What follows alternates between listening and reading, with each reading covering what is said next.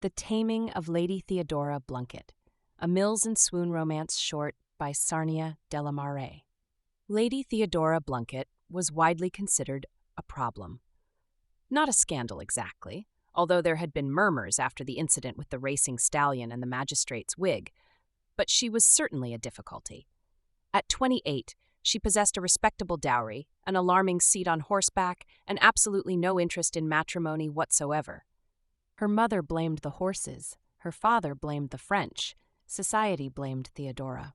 For while other ladies embroidered roses and fainted charmingly in drawing rooms, Lady Theodora preferred breeches, boots, and the smell of leather and tobacco, and on certain evenings, gambling houses.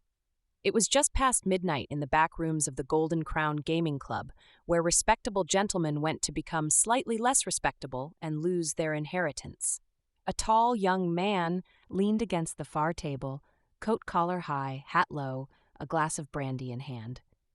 He watched the cards with the steady gaze of someone who understood odds and enjoyed beating them. This gentleman was, of course, Lady Theodora Blunkett. Her hair was tucked beneath the hat, her figure flattened beneath a waistcoat, and her voice, when she spoke, had acquired a faintly lazy drawl that passed remarkably well among drunk aristocrats. 3 guineas more, she said calmly, sliding coins across the table.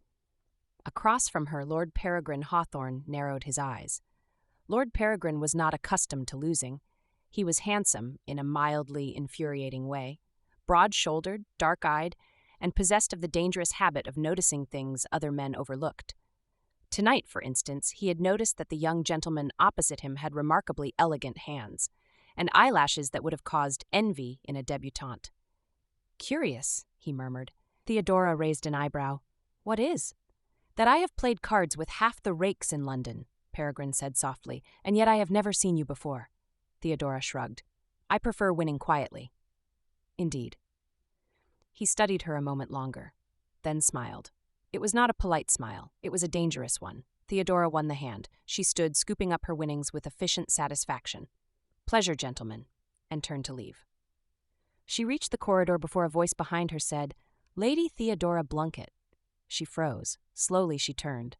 Lord Peregrine Hawthorne leaned lazily against the doorway, still smiling. "Well," he said pleasantly, "this is awkward." "You are mistaken," she said coolly. "Am I?" "Entirely." Peregrine stepped closer.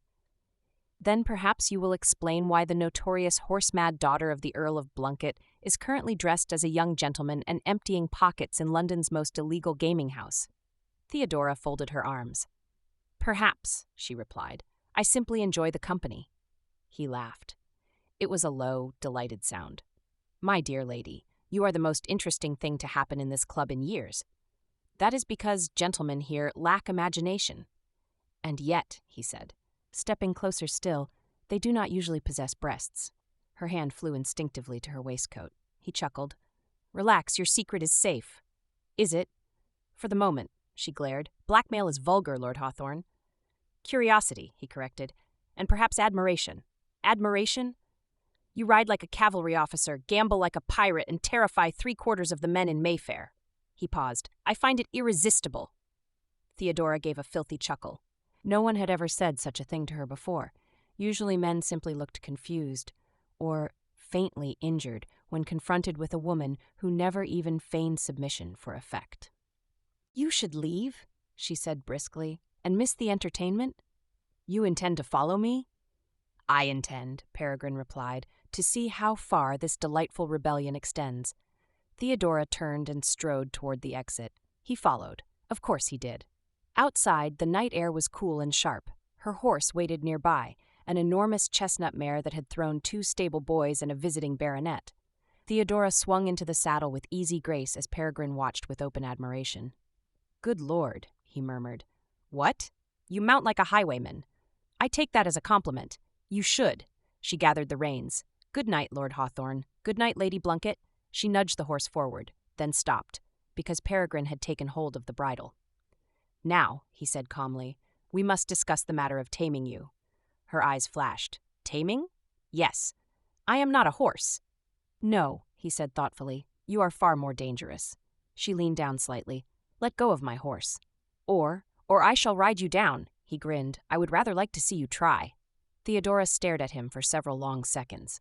Then, quite unexpectedly, she laughed, a bright, wild laugh that startled the sleeping street. "Very well," she said. "Very well, what?" "You may attempt to tame me." His eyes gleamed. "And the rules?" "If you succeed," she said, "I shall attend one ball, wear one gown, and behave like a proper lady for one entire evening." A remarkable sacrifice. "And if you fail," she continued sweetly, "you will purchase my horse a year's worth of oats and never again attempt to interfere with my hobbies." Peregrine considered, then extended his hand. "Agreed." She shook it, firmly, and immediately regretted it, because his hand closed around hers and pulled her clean off the steed and into his arms. Now? At this point there was a decision to be made.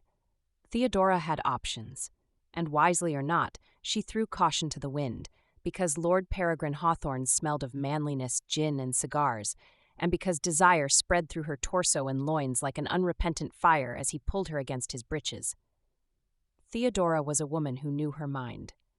She kissed Peregrine hard as he slid his hand up her stockinged leg and cupped her behind. "Lord Hawthorne," she said firmly, "I will not be tamed." "That," he said with a wicked grin, "is absolutely fine by me."